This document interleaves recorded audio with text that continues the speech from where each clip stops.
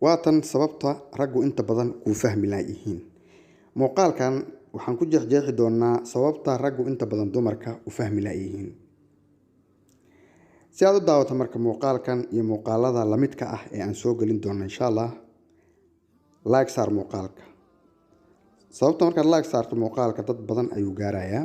Sidoo kale haddii aad nagu cusub tahay, ha iloobin inaad subscribe saarto, gambaleelkana furato si muuqaalada markaan soo gelino uga faa'iidaysato. Aan bilowno.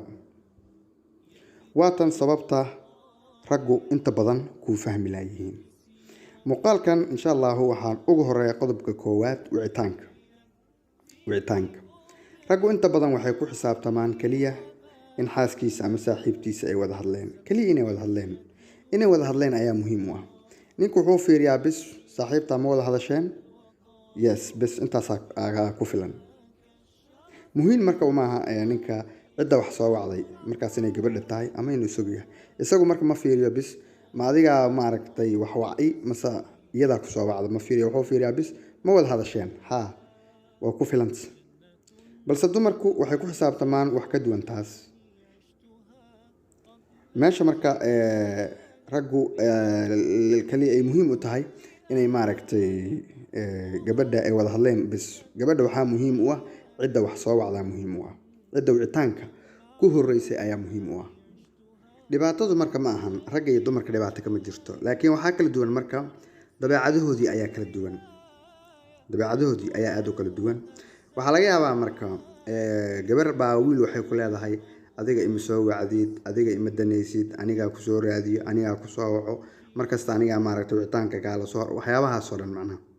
Isagana waxaa laga yaabaa inuu yaabo isdoo kaalay adiga shalay iyo daraad iyo tii ka horeysa ma wada hadlina miya. Marka inuu dhaha laga yaabaa marka sawtan xal wada hadalnay oo saaka wada hadalnay oo shalay galab wada hadalnay intaas. Marka wiilashan la hadlayaa marka. Wiilasha adiga waxaad ku xisaabtamaysaa marka inaad wada hadasheen. Iyaduna waxay ku xisaabtamaysaa marka aad wada hadlayseen inay iyada wicitaanka ku soo horeysay iyo inaad adiga ku soo horeysay. Way u kala duwan tahay. Raggu uma kala duwana ma wada ragga waxaa muhiim u ah bis kaliya ma la wada hadlahaa bis. Laakiin gabadha isaga ma wicitaanka maaragtay marka wada hadlayseen ku soo wacay mase adiga wacay. Way u kala duwan tahay gabdhaha. Marka maanta wixii ka dambeeya raggu dumarka wicitaanka ha kala hormaraan. Dumarkuna xisaabta ha ku darsadaan inaysan raggu kala jeclayn ama aysan ba u xisaabsanayn in wicitaanka adiga ku hormartay iyo inuu isagu ku hormaray uma xisaabsana. Marka isfaham waaga koowaad ee dadku ay isku fahmi laayihiin waa intaas. qodobka marka labaad wuxuu yahay dabeecadda ama kaftanka aan dhahno. Kaftanka marka dabeecadaha ee ragga waa lagu kala duwan yahay kaftanka. Marka kaftanka laga hadlaayo meelo kale laga fiiriyo way jiraan, laakiin kaftanka marka laga hadlaayo ragga iyo dumarka dabeecadahaas way ku kala duwan yihiin. Kaftanka raggu inta badan markay isla joogaan way iscaayaan, waliba waxay isdhahaan hadal aad u xun isdhahaan. Laakiin marka la kala tago nin kasta ninka kale wanaagiisa ayuu sheegaa. Raggu inta badan markay isla joogaan marka aad isu caayaan oo waa isxifaalayaan, laakiin marka la kala tago ninka kale waxa waaye wanaagiisa iyo limintiisa uu siiyaa xaqiiqatan. Dumarku laakiin way ka duwan yihiin taas. Way ka duwan yihiin. Marka la isla joogo waa is amaanaan, quruxay, sharafay. Laakiin marka la kala tago mid walba midda kale waxay u badan tahay xumaanteeda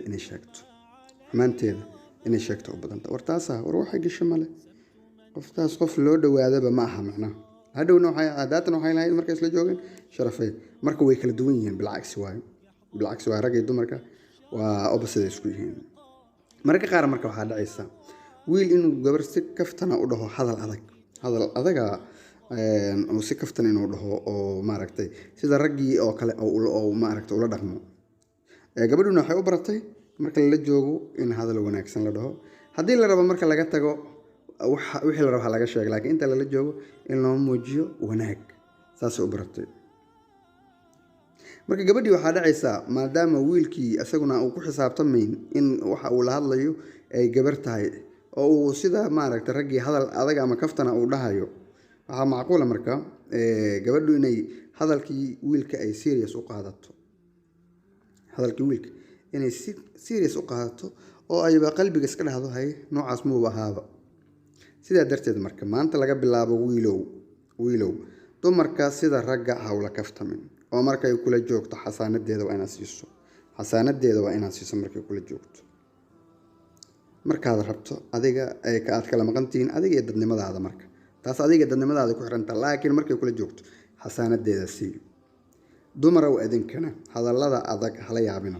waxaa suuragal ah marka inaysan wiilka u kala soconayn dumarka qaabka loola hadlo iyo ragga qaabka loola hadlo markay kula joogaan inaysan u kala soconayn ayaa macquula wiilka aad maaragta la sheekaysanayso.